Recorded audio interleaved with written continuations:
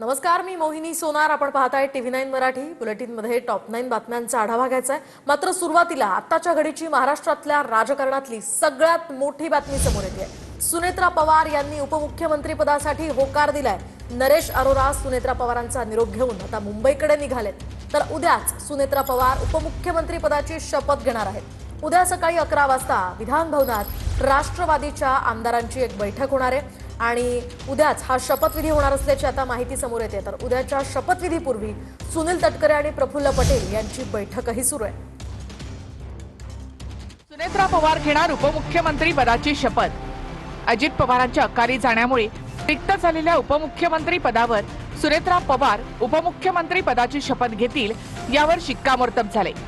सुनेत्रा पवारांच्या उपमुख्यमंत्री होण्यानं महाराष्ट्राला पहिल्या महिला उपमुख्यमंत्री मिळणार आहेत. सुनेत्रा पवारांना उपमुख्यमंत्री करण्यासाठी गुरुवारी पटेल तटकरेंनी सुनेत्रा पवारांची भेट घेतली होती.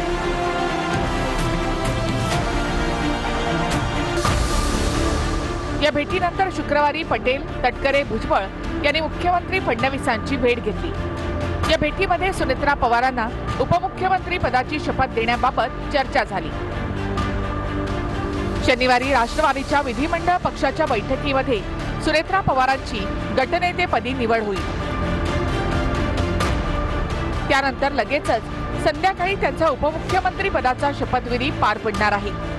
उद्या मला वाटतं की जे विधानमंडळाचे जे सदस्य आहेत आमचे त्यांची मीटिंग बोलवलेली आहे आणि त्याच्यामध्ये आपल्या पक्षाचे प्रमुख जे पद अजितदादाकडे होतं ते देण्याच्या संदर्भात निर्णय होईल.